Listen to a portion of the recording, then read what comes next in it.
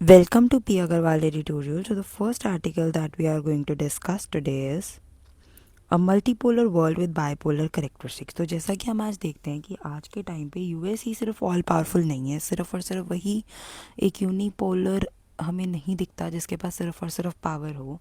आज के टाइम पे रशिया, चाइना, यूएस सबके पास पावर्स हैं, तो काफ़ी मल्टीपल पावर सेंटर्स दिखते हैं, जिसको हम कह रहे हैं कि हमें मल्टीपोलर वर्ल्ड दिखता तो है, पर जो मेन राइवलरी है वो यूएस वर्सेस चाइना ही रहती है। तो बायपोलर करेक्टरिस्टिक्स या ट्रेट्स दिखते हैं जिसके कारण अनसर्टेनिटी, इंस्टेबिलिटी और कांस्टेंट पावर शिफ्ट्स हमें देखने को मिलते हैं।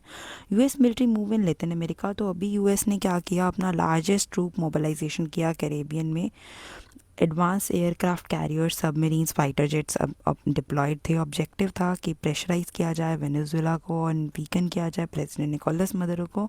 और यूएस का फोकस अपने अब इमीडिएट नेबर पर हो रहा है। वो फिर से अपना अपना यूरोप से थोड़ा थोड़ा पीछे हो रहा है। तो फिर से मॉनरॉय डॉक्ट्राइन का रिवाइवल हो रहा है कि यूएस जो नेशनल सिक्योरिटी स्ट्रैटेजी है वो फिर से मॉनरॉय डॉक्ट्राइन को ला रही है कि वो यूरोप के अफेयर्स के साथ या क्या उनकी कॉलोनीज़ हैं उनसे उसका उनका कोई नाता नहीं होगा और उनका अमेरिका के साथ कोई नाता नहीं होगा। तो मैसेजेस कि कोई एक्सटर्नल पावर जो है वो लैटिन अमेरिका को इन्फ्लुएंस ना करे। Latin America declared a strategic priority. US चाहता है अपना वेस्टर्न हेमिस्फीयर में फिर से डोमिनेंस को रीअसर्ट करना। American steps back from Europe, तो वर्ल्ड वॉर टू के बाद यूएस ने क्या किया था, यूरोप को प्रोटेक्ट किया था थ्रू नाटो। जैसे अब कोल्ड वॉर के बाद जो नाटो ने एक्सपैंड किया ईस्टर्न यूरोप में, डोनाल्ड ट्रंप में अंडर डोनाल्ड ट्रंप पर यूएस ने क्या किया, अपना इंटरेस्ट कम करना शुरू कर दिया यूरोप को डिफेंड करने में। अब वो यूएस चाहता है कि यूरोप अपना पे करे, प्रोटेक्ट करे अपने आप को खुद से। एक मेजर शिफ्ट हम देख रहे हैं यूएस के फॉरेन पॉलिसी में।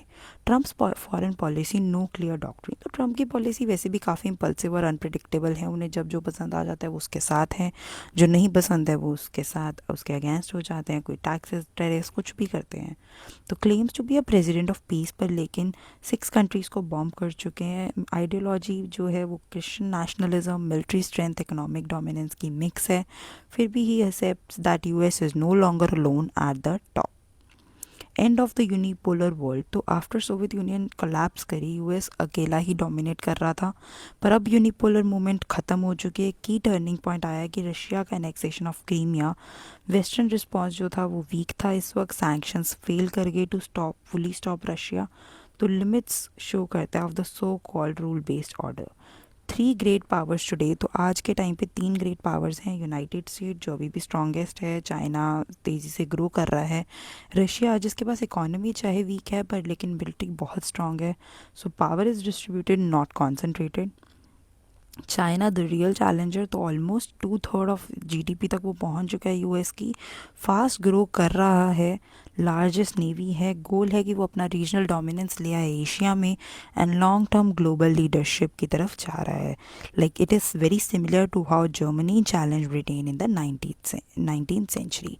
रशिया जो है वो स्विंग ग्रेट पावर है, वो मतलब इतना ऐसा नहीं है, वो कभी रशिया की तरफ, कभी कभी चाइना की तरफ, तो कभी यूएस की तरफ। तो रशिया जो है इकोनॉमिकली वीकर है पर लेकिन nuclear power, energy and minerals और वो खुद पावर यूज़ करने में हमेशा तैयार रहता है। तो वो डोमिनेंस सीख कर रहा है नेबरहुड में अपने ईस्टर्न यूरोप में।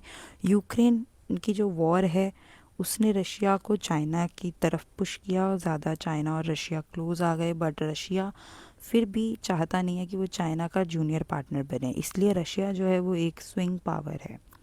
वाई मल्टीपोलर बट बाइपोलर, तो मल्टीपोलर तो है हमारा वर्ल्ड इस वक्त, कोई सिंगल पावर कंट्रोल नहीं कर रहा है सब कुछ। बाइपोलर क्यों है, क्योंकि मेन रिवलरी यूएस वर्सेस चाइना में है और रशिया जो है वो स्विंग करता है दोनों के बीच में।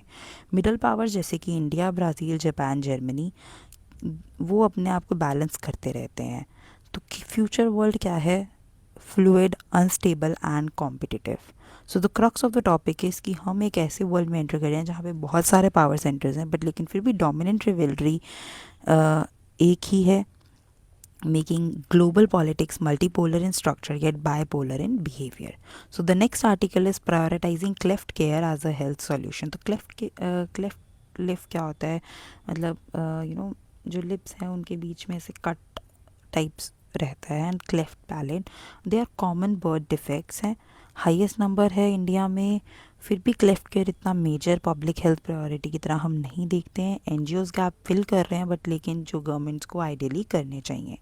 Scale of the problem in India, 700 में हर 700 में एक बच्चा क्लेफ्ट लिप के साथ पैदा होता है। 36,000 बेबीज जो हैं वो बॉर्न होते हैं with cleft defects every year. कोई बैकलॉग नहीं है, देर इज़ अ बैकलॉग कि 7,000 सर्जरीज एनुअली पेंडिंग है। 17.5 लाख चिल्ड्रन इंडिया में अनरिपेयर्ड क्लेफ्ट्स के साथ जी रहे हैं। एनजीओ का क्या रोल है क्लेफ्ट केयर में? स्माइल ट्रेन जैसे उसने 7.5 लाख सर्जरीज पिछले 25 साल में परफॉर्म करी हैं। अबाउट 30,000 सर्जरीज हर साल वो कर रहा है। जो बाकी के एनजीओज़ हैं उन्होंने 15 लाख बच्चों की हेल्प करी है। एनजीओ पार्टनर करते हैं लोकल सर्जन के साथ और फ्री ट्रीटमेंट प्रोवाइड करते हैं। फिर भी एनजीओ के एफर्ट जो हैं वो नेशनल डिमांड को तो अकेले नहीं मीट कर सकते। व्हाट इज़ क्लेफ्ट लिप और पैलेट? तो एक फेशियल बर्थ डिफेक्ट है जो प्रेगनेंसी के टाइम हो जाता है। काफ़ी फैक्टर्स होते हैं इसमें, genetic factors, maternal nutrition deficiencies, जिससे कि एक अपर लिप और रूफ ऑफ द माउथ में गैप आ जाता है। ये जस्ट कॉस्मेटिक नहीं है बट एक सीरियस हेल्थ कंडीशन भी है। हेल्थ एंड न्यूट्रिशन इम्पैक्ट, तो चिल्ड्रन जिनके पास क्लेफ्ट्स होते हैं जिनके, वो काफ़ी प्रॉब्लम्स फेस करते हैं फीडिंग में, स्पीकिंग, हेयरिंग एंड ब्रीथिंग। तो स्टडीज़ कहती हैं कि चिल्ड्रन जिनके पास क्लेफ्ट्स हैं they are 1.5 times more prone to malnutrition. और 1/3 ऑफ क्लेफ्ट रिलेटेड डेथ्स जो हैं हम एनुअली प्रिवेंट करी जा सकती हैं अगर टाइमली सर्जरी हो जाए। तो early surgery plus nutrition is equal to life saving intervention. Problem अभी भी क्यों हो रही है? कोई नेशनल डाटा नहीं है इस पे। बर्थ डिफेक्ट्स जो है पुअरली डॉक्यूमेंटेड है। पेरेंट्स को लिटिल काउंसलिंग दी जाती है आफ्टर डायग्नोसिस। सर्जरी का कॉस्ट बहुत ज़्यादा होता है। Cleft anomalies they are not notifiable disease in India. Government system gaps, तो 68% चिल्ड्रन जो हैं वो गवर्नमेंट हॉस्पिटल्स में डायग्नोस करे जाते हैं बट गवर्नमेंट हॉस्पिटल्स में कोई स्पेशलाइज सर्जन्स, इंफ्रास्ट्रक्चर और स्पीच थेरेपी सर्विसेज हैं ही नहीं। एग्जिस्टिंग केयर जो है वो फ्रेगमेंटेड है, अनरिकॉर्डेड है। NGOs mainly urban private hospitals में ही ऑपरेट करते हैं। Recognition at the global level, तो WHO ने रिकॉग्नाइज किया craniofacial anomalies under global burden of disease. India ने इनिशिएट किया national birth defect awareness month August 2024 में। थीम का फोकस था अर्ली डिटेक्शन, इंक्लूजन और टाइमली मैनेजमेंट का। सोशल एंड साइकोलॉजिकल इम्पैक्ट, तो चिल्ड्रन जिनके अनट्रीटेड क्लेफ्ट्स हैं वो ज़्यादातर bullying, communication difficulties, low confidence face करते हैं और लॉन्ग टर्म इफ़ेक्ट्स में एजुकेशनल सेटबैक्स, एम्प्लॉयमेंट चैलेंजेस और मैरिज स्टिग्मा आता है। सुपरस्टिशन और इग्नोरेंस डिस्क्रिमिनेशन को और ज़्यादा ख़राब करते हैं। Rural children are most affected. Importance of early intervention, तो जो सर्जरी है वो आफ्टर 3 मंथ्स ऑफ बर्थ करी जा सकती है।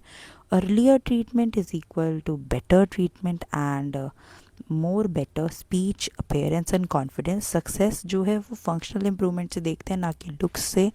डिले से सर्जिकल आउटकम्स सकते हैं। वे फॉरवर्ड इज़ क्या करना चाहिए? रिकॉग्नाइज करें cleft deformity as a public health issue. Improve करें government hospitals where 50% of births happen. Strengthen करें हम Rashtriya Bal Swasthya Karyakram, ASHA workers for early screening. Provide करें travel incentives, free surgery, speech therapy and follow up care. Final conclusion is India depends heavily on NGO driven cleft care.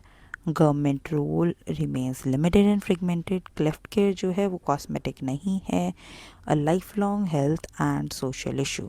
Policy focus plus grassroots awareness can transform millions of lives. So the crux is कि जो cleft lip या palate हैं ये cosmetic defects नहीं है, ये preventable, treatable public health challenges हैं that India can no longer afford to ignore.